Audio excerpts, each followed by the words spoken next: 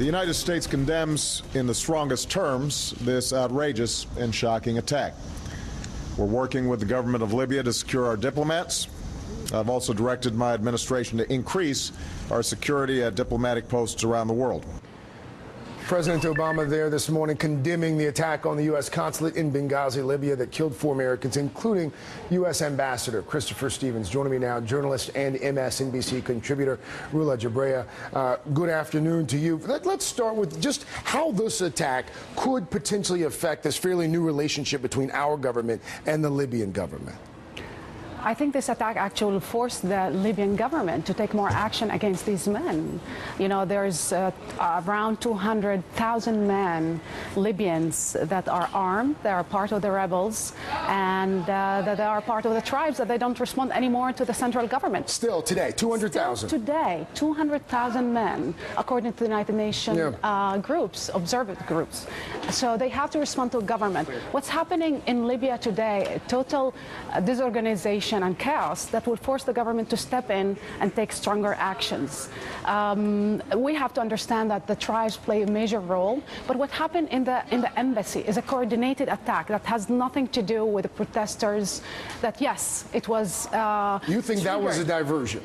That was not a diversion. That was not part of it. Okay. The protester was, of course, protesting against the movie, but that you don't go to protest with weapons and rocket and grenades and an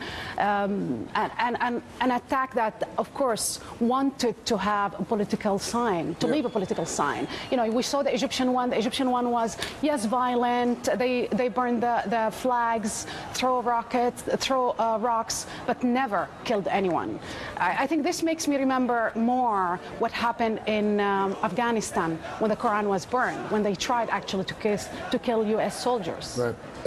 You mentioned Egypt. Let's go to Egypt for a second. And I haven't, seen another television within the past 35 minutes. But up until that point, I had not seen Mohamed Morsi on television condemning these attacks in Egypt at all. Have you? Have we heard it all from the Egyptian president? And if we have not, what does that say about our relationship with that government?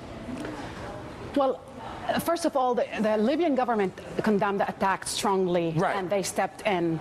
I think Morsi now is trying to formulate or to speak more to his public opinion than to allies. I mean, Morsi was confused lately. He decided to visit Iran and to participate to that big summit that the Iranian government, to gain some kind of legitimacy, they put on a big show.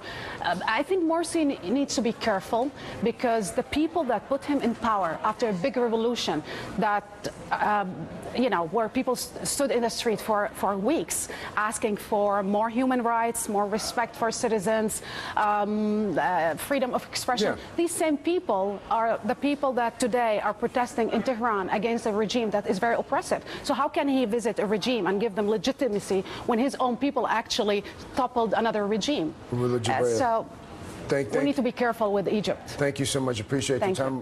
One of our newest MSNBC contributors. Happy to have you aboard. Thank you. To Capitol Hill now, where flags today are flying at half-staff in honor of Ambassador Stevens and the other diplomats who were killed. Lawmakers from both sides of the aisle are reacting today. Joining me now, NBC News Capitol Hill correspondent Kelly O'Donnell. Kelly, good afternoon to you. This thing has been politicized at the presidential level for several hours now. What have been the reactions from lawmakers? Well, there is a bit of caution coming from lawmakers, and by that I mean there are very few saying anything on camera about this, but office after office has issued a statement, most often expressing tremendous outrage and offering comfort to the families of those who were killed and expressing shock that this happened. That certainly is a bipartisan feeling. There was restraint on the part of leadership. One comment we did have on camera was from the Republican leader in the Senate, Mitch McConnell. I join my colleagues in strongly condemning the murder of these innocent Americans. And I support employing every available tool at our disposal to ensure the safety of Americans overseas and to hunt down those responsible for these attacks. So members of Congress certainly feel a responsibility to try to do what they can to get to the bottom of this. And for senators, Craig, there is a more personal relationship because they vote to confirm an ambassador like the one lost today. Also, though, there is some politics. We have heard from a few Republican senators who have come out with a bit more strong language. Jim DeMint of South Carolina publicly said he sides with Governor Romney, saying that he has it right. Also, the Oklahoma Republican Jim Inhofe, he went a bit further and said that he really criticized the president and his administration's foreign policy, saying that there has been a record of appeasement and apology. Those are very strong words. Also, from the House side, the Armed Services Chairman, Bud McKeon, he also said that this is a sign that weakness can be provocative. So we're beginning to get some more hardened views, but the bigger kind of coming together that we do here is a lot of concern about getting to the bottom of this and wondering what more they can find out about a more coordinated attack. That's a concern we're hearing a lot from members of Congress. Craig? Kelly O'Donnell from Capitol Hill for us this afternoon. Kelly, thanks. More now on the criticism Governor Romney is facing for his remarks on the attacks. NBC's First Read making this point, quote, bottom line, this was news cycle campaigning by the Romney campaign gone awry. Why didn't the Romney campaign wait until it had all the facts? NBC News senior political editor Mark Murray joining me now from Washington, D.C. Mark, Romney asked about this a short time ago, whether he jumped the gun. Let's take a look at that exchange with the reporter. Governor, some people have said that you jumped the gun a little in putting that statement out last night and that you should have waited until more details were available. Do you regret having that statement come out so early before we learned about all of the things that were happening? I don't think we ever hesitate when we see something which is a violation of our principles. Agree with what he said or not? Did Romney open himself up to criticism and risk looking like a risky bet as president by saying what he said so quickly? Well, Craig, you can see why the Romney campaign jumped on what they did. They are trailing in the polls, particularly after the conventions. They're also trailing on commander-in-chief issues when it comes to President Obama and also national security. So here was an issue they thought, we can score some points with. Where I think it actually backfired for the Romney campaign has to do with the tragic killings that we saw from 4 Americans, including the ambassador to Libya.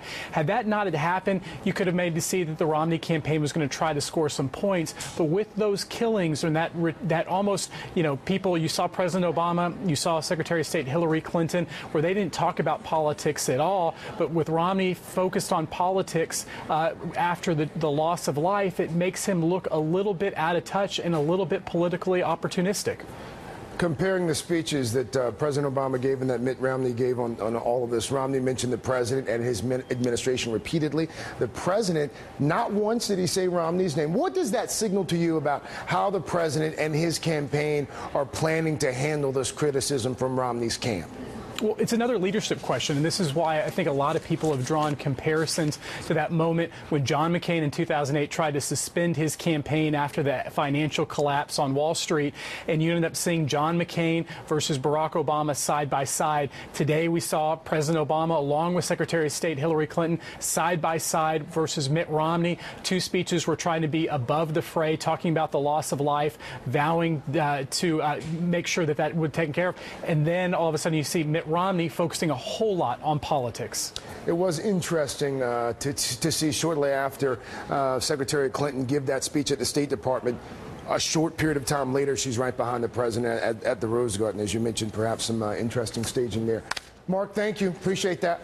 Thanks. Up next, a look at the other big stories we are following today. Chicago's teacher strike now in its 3rd day. Contract talks are back on. We'll talk about that. Plus, just within the past hour, Apple unveiling the newest iPhone. We've got it. Well, we don't have the actual iPhone. Well, we've got news about the announcement. We'll talk about that after this.